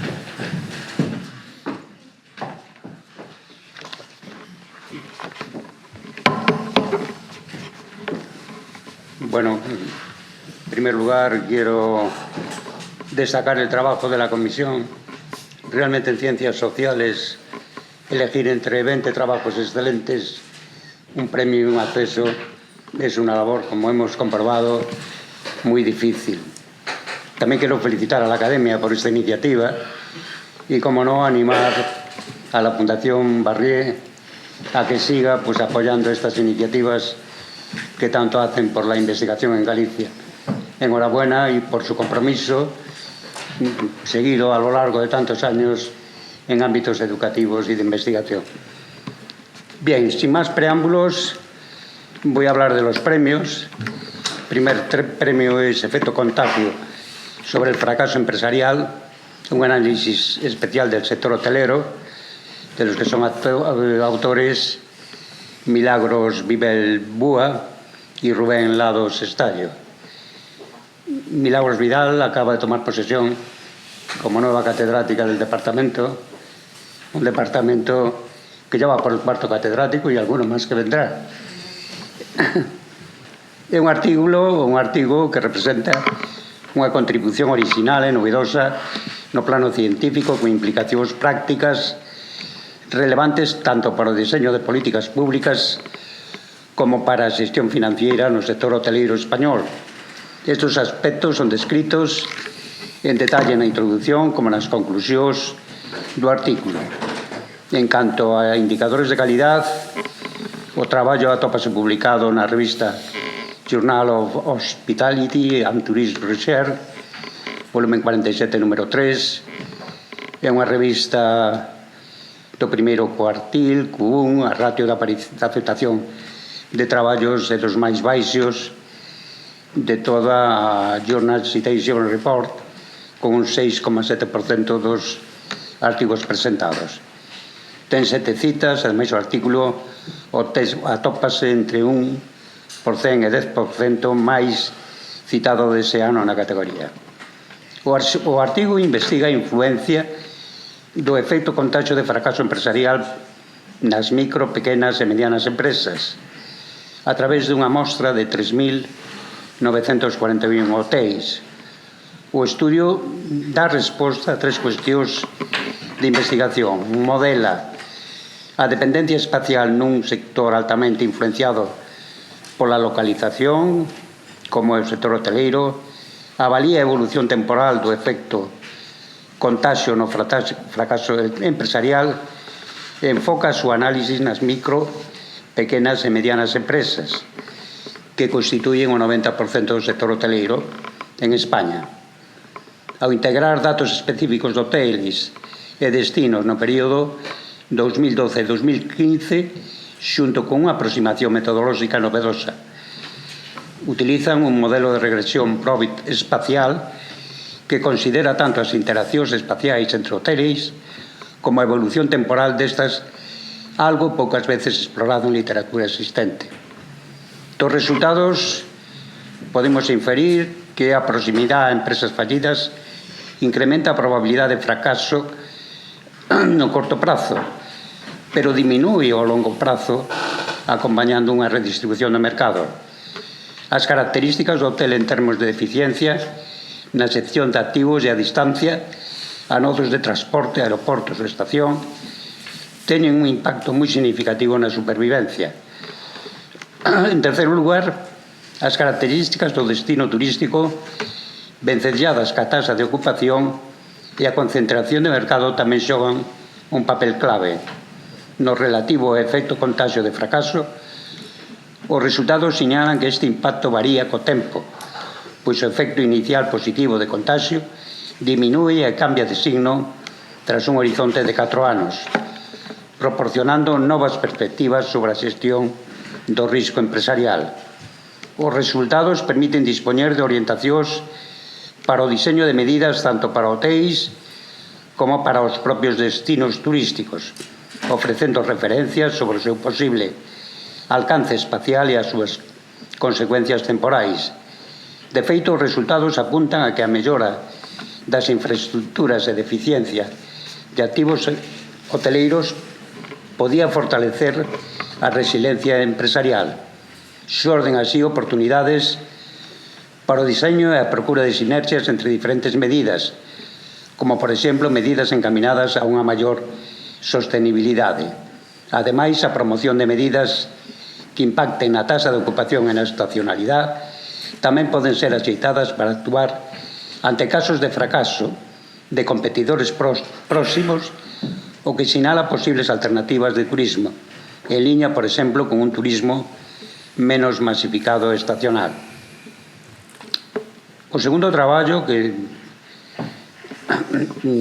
correspondente ao CESI, se titula Consolidación Fiscal y votación sobre los costes electorales de la estabilidad presupuestaria, del que son autores María Cadaval y Santiago Lago. Es un artículo publicado en la revista Fiscal Studies en diciembre de 2024, revista que tuvo un impacto de 7,3 en Clarivate, o que situou no posto 21 de 280 na categoría económica. Ademais, o SJR de Scopus para esta publicación é de 2,27, o que sitúa no posto 2082 de 1291 na categoría de económicas. O objetivo da investigación aborda o impacto das políticas de consolidación fiscal nas preferencias e intención de voto da ciudadanía mediante unha enquisa especificamente diseñada para este propósito. Cunha mostra de máis de 1.500 participantes representativa da diversidade da sociedade española, O estudio parte da construción dunha base de datos única e representativa para investigar as percepcións da ciudadanía sobre temas como o déficit público, a sustentabilidade fiscal e as diferentes estrategias de axuste orzamentario.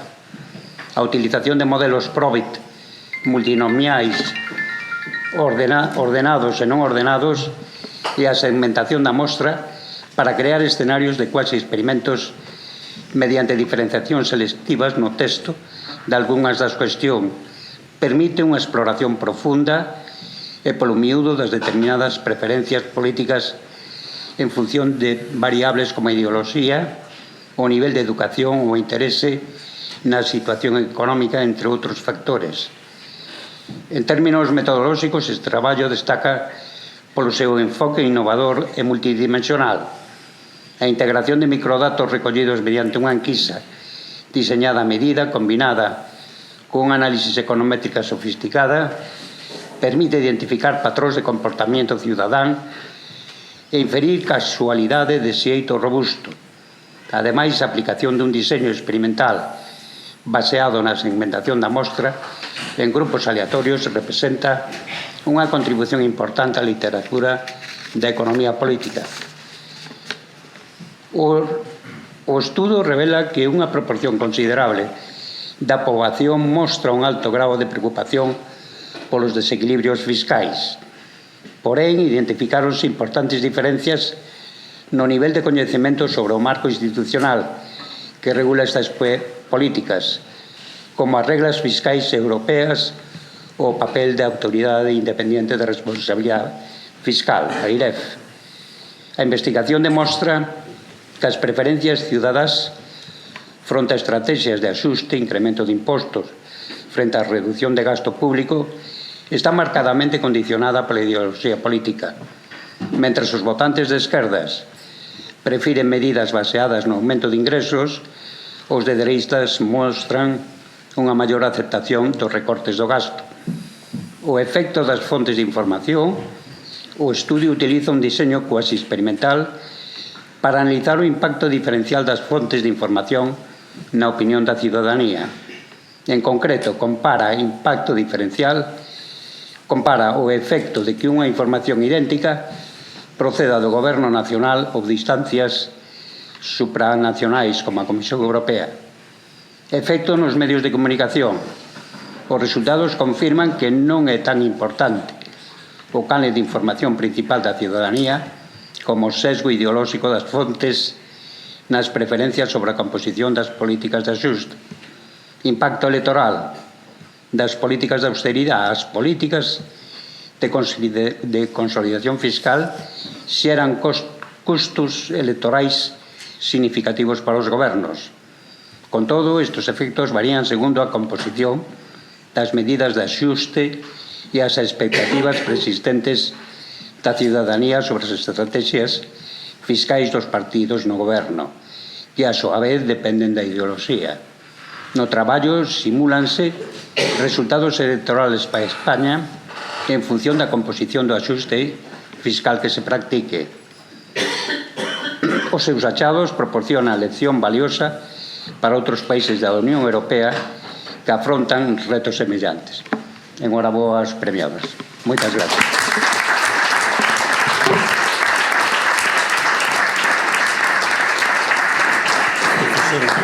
Profesora Villar Miguel, entrega o premio a presidenta da Fundación Barrié.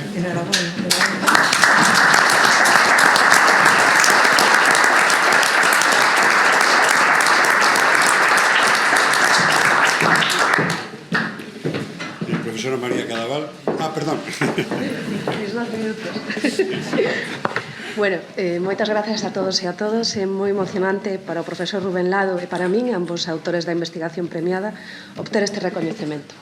Gracias á Academia, gracias á Fundación Barrié, e tamén é emocionante recibilo dun referente na nosa carreira científica como é o profesor Redondo López, o que levamos no corazón moito e temos moi presente na nosa día a día.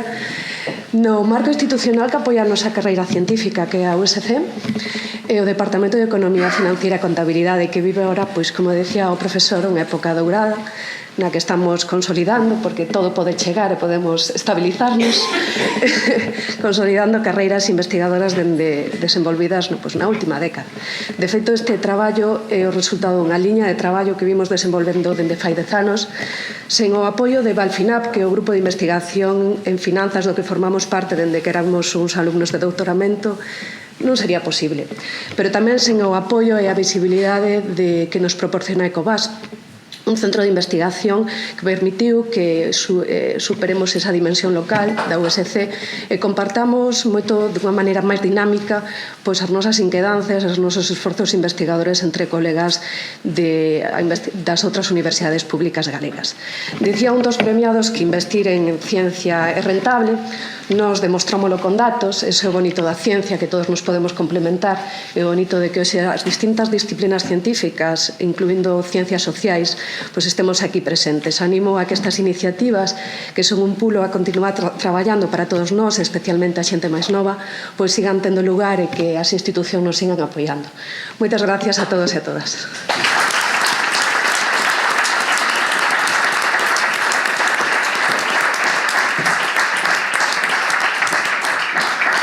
Agora sí, María Cadaval, por favor.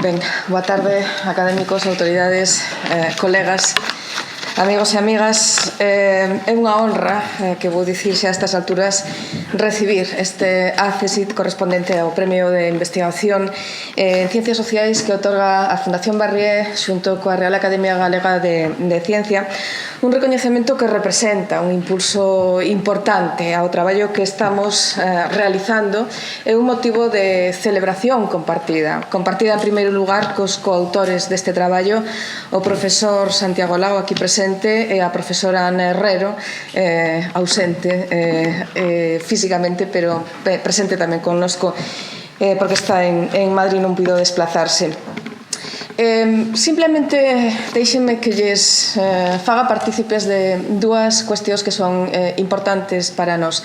A primeira delas é este artigo que se ven de recoñecer, este traballo que se ven de recoñecer xa nos deu canto menos dúas satisfaccións. A primeira delas é a aceptación nunha revista de máximo nivel internacional, cando sabemos todos o que é iso, mandamos un traballo a unha revista que está no máis alto, no top mundial, cruzamos os dedos e cando recibimos esa notificación de que o artigo foi aceptado para a súa publicación é unha satisfacción enorme, máis aínda cando estamos falando do JCRQ de un.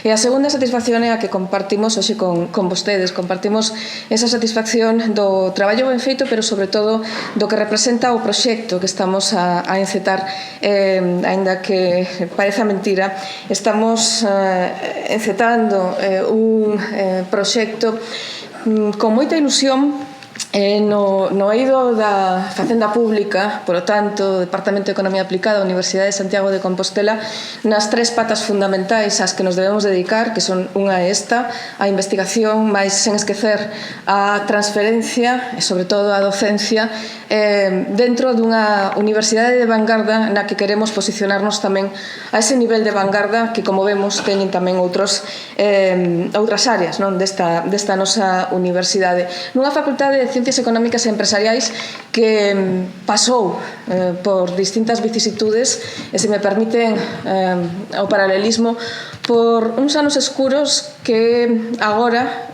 está no seu esplendor, como acaba de sinalar Mila, e vivindo eses anos de rexurdimento. Para mostrar un botón, os dous traballos recoñecidos hoxe aquí en Ciencias Sociais son de xente de equipos que traballan na Facultade de Económicas da Universidade de Santiago de Compostela. E a segunda cuestión que quería compartir con vostedes fai referencia precisamente a ese proxecto que dicía que vimos de encetar e que este traballo non é nada máis que a primeira das sementes ou o primeiro dos froitos que estamos a recoller. porque vou agabarme dunha acción e case podría dicir que unha pesadez no meu empeño de reconstruir a sección de Facenda da nosa universidade. Para iso era necesario encaixar unha peza que non foi doada de encaixar, pero que finalmente pudemos, que foi poder convencer ao profesor Santiago Lago de que retornase á súa universidade de orixe, na que estamos compartindo ese novo proxecto, un proxecto que, como lles digo, é verdadeiramente ilusionante. Como dicía Mandela, todo parece imposible ata que se fai, e nós estámoslo facendo, pero evidentemente non estamos facendo sós, estámoslo facendo grazas, en primeiro lugar, ao apoio da nosa universidade, a comprensión do equipo de goberno da USC, hoxe aquí representado pola vicerreitora Pilar Bermejo, pero que agradeceríamos que fixera extensivo este agradecemento ao resto do equipo reitoral, porque ver nun primeiro momento ou dende un primeiro momento o potencial que temos neste proxecto que estamos a desenvolver e puxo a nosa disposición todo aquilo que necesitábamos, sin o cal non sería posible plantar esa semente da que lles veño falando. Así pois, moitas grazas á Real Academia, grazas á Fundación Barrié, grazas á Universidade, á Facultade, ao Departamento e a todas aquelas persoas que nos están a acompañar nesta viaxe que a ben seguro vai a ser gratificante. Entón, simplemente dicirlles que isto non é nada máis que o primeiro froito dunha grande colleita que estou segura que imos a ter en breve. Moitas grazas.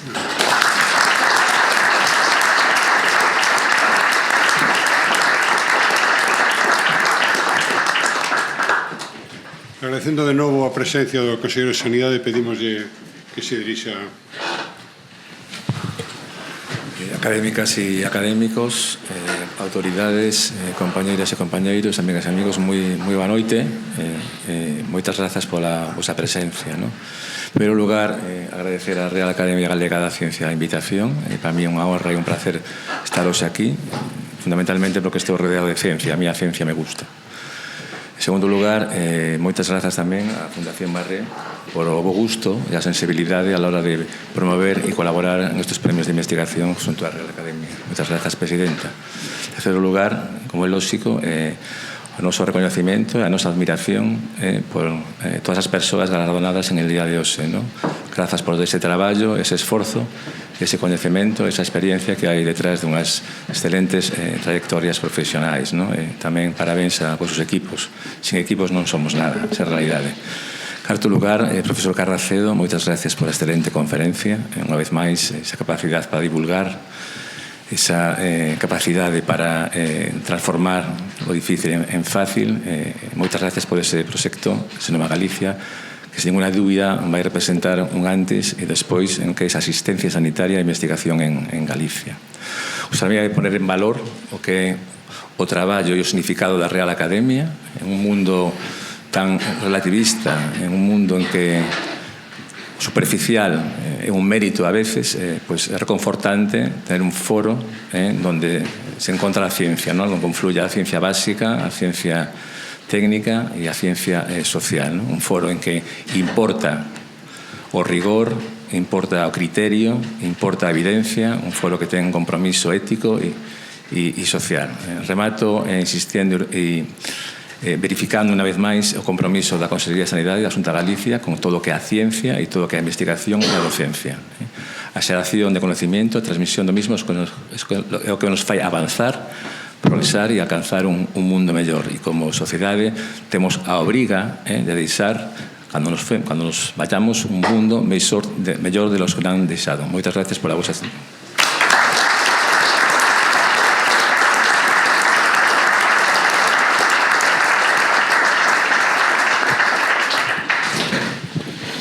Bueno, autoridades, premiados, amigos, hoxe, neste comezo de curso, queremos lembrar con emoción a figura do profesor Federico Mayor Zaragoza, académico de honra na nosa academia dende 1994. Un faro de sabiduría e paz, loitador insaciable polos dereitos humanos, o entendemento entre povos. Un exemplo de compromiso e esperanza para a humanidade. Moitas grazas, profesor Ángel Carracedo, pola apasionante presentación do extraordinario proxecto Xenoma de Galicia, explicado de forma tan clara e amena, como sempre. Sen dúbida, o proxecto non é tan só un reto científico e tecnolóxico, implicando tanto a xenética como a inteligencia artificial. É tamén unha aposta por coñecer mellor a sociedade galega e como consecuencia de posibilitar o desenvolvemento de novas dianas terapéuticas, dunha novidosa medicina personalizada e de accións de prevención que poden cambiar radicalmente o xeito de como se enfoca a protección da nosa saúde. Moitísimas grazas, profesor Carracedo, por poñer tanto entusiasmo, enerxía e talento en concibir e pilotar este proxecto tan ambicioso. O ano 2024 foi excepcional para a nosa academia, como se desprende dos datos recollidos do informe da profesora Alicia Estévez. Agradezo moito ás académicas e académicos responsables de cada unha das actividades o seu entusiasmo e esforzo. Este ano, ademais, asinamos novos convenios coa Universidade Intercontinental da Empresa e coa Fundación Barrié para encetar dúas iniciativas que están a ter un grande impacto nos medios académicos, pero tamén no conxunto da sociedade. Quería salientar particularmente a acción conxunta coa Xunta de Galicia, a Universidade de Santiago de Compostela, o Concello de Cultura Galega e o Concello de Lalín, que permitiunos desenvolver un moi amplo programa de actividades para afondar e divulgar a figura e obra do noso científico do ano 2024, José Rodríguez, o matemático de Bermés, especialmente a través da extraordinaria exposición celebrada en Santiago, tivo máis de 10.000 visitas, e Lalín, unhas visitas espectaculares, visitas guiadas 1.200 persoas, estimadas das outras 10.000. E que mañá mesmo inauguraremos en Madrid, como na Casa de Galicia, estando prevista unha nova mostra no Parlamento Europeo en Bruselas no mes de marzo. Todo un recoñecemento dun científico excepcional, para quen temos xa solicitado a súa incorporación ao panteón de galegos ilustres. Queremos agradecer moi particularmente o apoio da Axencia Galega de Innovación, o noso principal aliado, a Secretaría Xeral de Universidades, o Consello de Cultura Galega, as Diputacións de Coruña, Pontevedra e Lugo, a Universidade de Santiago de Compostela, así como as entidades patrocinadoras de actividades específicas, tales como o Campus Industrial de Ferrol da Universidade de Coruña, o Centro IFCAE da Universidade de Santiago de Compostela, o Centro CITIC da Universidade de Coruña e o Planetario da Coruña. Quero transmitir os máis sinceros parabéns ás académicas e académicos que durante o ano 2024 recibiron tantas distincións de moi diversas institucións. Un feito que reflicte claramente o elevado nivel científico da nosa academia. Porque a academia, ademais da súa labor en prol da ciencia, integra a científicas e científicos extraordinariamente activos que só no ano 2024 publicaron máis de 300 artigos en revistas internacionais. Para valorar o seu traballo, indicar que se as académicas e académicos se constituíran nun centro de investigación, este convertiríase no de maior produción científica de Galicia, sumando tantas publicacións como o conxunto de dous centros máis productivos. Ademais, o seu impacto científico sería moi superior ao do resto, cun índice H de 240, en comparación co 205 do centro da rede Cibus que ostenta actualmente o valor máis elevado. Os nosos parabéns máis entusiastas ás científicas e científicos que acaban de recibir os premios de investigación patrocinados pola Fundación Barrié. Nesta primeira convocatoria o impacto foi enorme. Recibimos nada menos que 100 contribucións, correspondentes aos tres ámbitos ciencias básicas, sociais e técnicas, nunha resposta contundente da comunidade científica galega a este programa.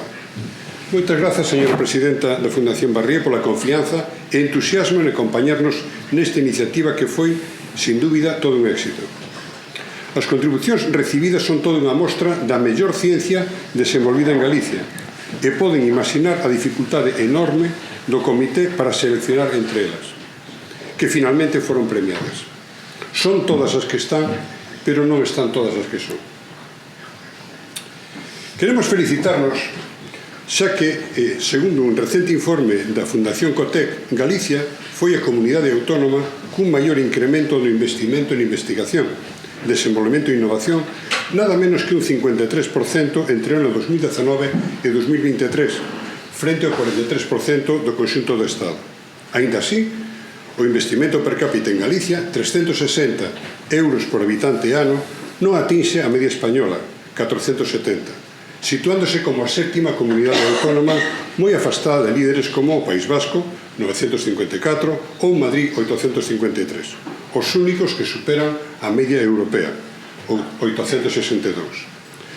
Próximamente faremos un informe público en donde se visualiza claramente que é preciso incrementar o noso esforzo investidor, seguir nesta liña de crecemento, para non diverxer nos ámbitos español e europeo, en aspectos tales como innovación, a competitividade ou a produción científica. Agardamos ansiosos o recentemente aprobado novo Plan Galego de Investigación e Innovación 2025-2027 da Xunta de Galicia, que anuncia unha inversión de casi 1.400 millóns de euros e tamén os novos programas do Ministerio de Ciencia e Innovación.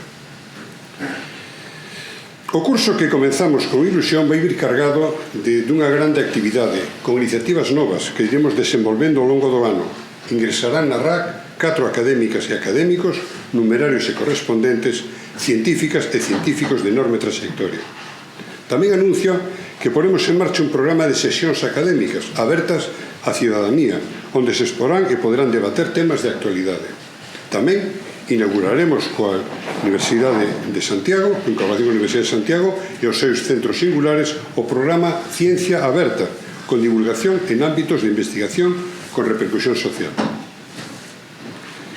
Recén rematado o ano de José Rodríguez, o 2025 será dedicado a outro grande da ciencia, un dos 30 científicos máis influentes seleccionados polo Consello de Cultura Galega no seu álbum da ciencia. En reunión do pleno da RAC do pasado decembro, tras avaliar outros extraordinarios perfis, decidimos proclamar a Fernando Calvet Prats como científico galego 2025. Calvet foi catedrático de Química Orgánica na Universidade de Santiago dende o ano 1929, posiblemente o primeiro investigador moderno de ciencias en Galicia, cunhas incribles relacións científicas cos mellores centros mundiales. Estamos falando do ano 29. Realizou a súa tese de doutoramento en Oxford e mantivo relacións intensísimas con centros de Múnich, Estocolmo e Edimburgo, e foi un introductor en España de bioquímica moderna.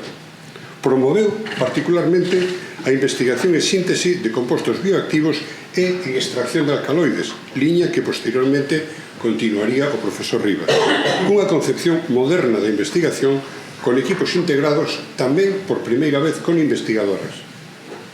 Calvet era unha persoa moi avanzada no seu tempo. Practicaba o naturismo. Promoveu a sociabilidade universitaria como elemento de integración discente-docente, organizando xornadas de té, música, excursións co alumnado e promoveu o asociacionismo universitario. Baixo o punto de vista político, Calvet era de ideas liberais, simpatizante dos grupos galeguistas como o Seminario de Estudos Galegos e participando no Pacto de Compostela cos nacionalistas vascos e cataláns. Foi un avanzado na transferencia de tecnoloxía, creando o Laboratorio Miguel Servet de Vigo e posteriormente dirixindo os laboratorios de Celtia. Galicia debe ya a Calvet a creación e potenciación do Polo Biotecnolóxico de Porriño. Durante este ano teremos ocasión de ir descubrindo novas facetas deste xenio que queremos valorar en todas as súas dimensións. Para conseguilo, realizaremos actividades variadas en cooperación con outras entidades como o Ateneo de Santiago, o Consello de Cultura Galega, as Facultades de Química de Galicia, o Colexio de Químicos de Galicia e as empresas biotecnolóxicas de O Porriño. En resumo, comezamos un ano con moita ilusión e con moitos proxectos tratando de fomentar sempre o aprecio pola ciencia e pola súa contribución ao desenvolvemento de Galicia como sociedade de coñecemento. Moitas grazas.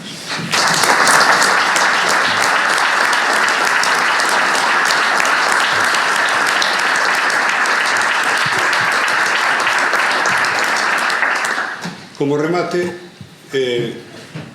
entonaremos todos en no galego.